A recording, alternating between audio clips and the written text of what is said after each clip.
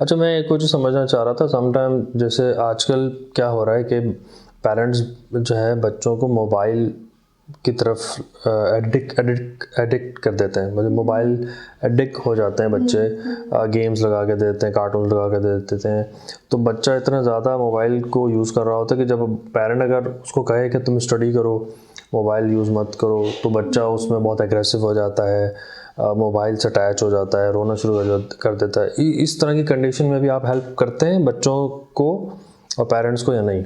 अच्छा, अब जो गैजेट्स के अंदर एडिक्शन वाला एलिमेंट आ गया है, it is very common.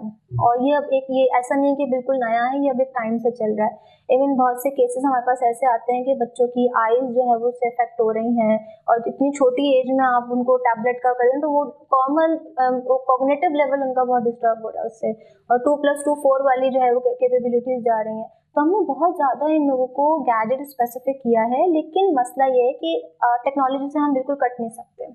This is the era of IT, right?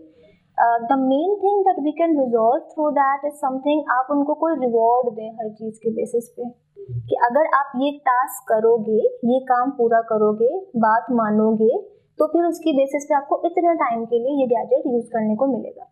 अब वो उसी चीज को यूज तो करेगा मगर बहुत पॉजिटिव तरीके से ले जाएगा, और फिर आप उसमें एक टाइम कंस्ट्रेंट बना दें, ठीक है। आप हर चीज की बेसिस पे, जैसे हम बचपन में देखते थे कि हमें कोई चीज पसंद आ रही है या हमें कोई काम करना है या कुछ मिला था, हमें उसके अगेंस्ट में कोई चॉकलेट मिल जाती थी, कोई टॉय मिल जाता था।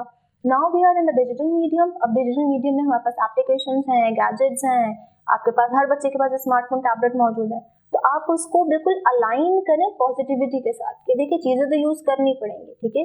उस एरा में आप उसके साथ रिवॉर्ड सिस्टम इस्तेमाल करें, दैट इज वेरी प्रोडक्टिव। सही। तो बेसिकली आप जो है अगर इस तरह की सिचुएशन हो तो पेरेंट्स तब भी आपसे कांटेक्ट कर सकते हैं, बिल्कुल। और पेरेंट्स को भी आप इस तरीके से गाइड करती हैं और बच्चों के साथ भी आप कोचिंग करती हैं। एग्जैक्टली, हमारे अपने पूरे वर्कशॉप्स होती हैं जिसमें हम ये सेटिंग करके बाकायदा प्रैक्टिसेस डेवलप करते हैं कि कैसे सर्टेन कंडीशन के अंदर आपने चीज़ों को कोप अप करना है या कुछ एक जो है वो प्रोडक्टिव मीडियम डेवलप करना है।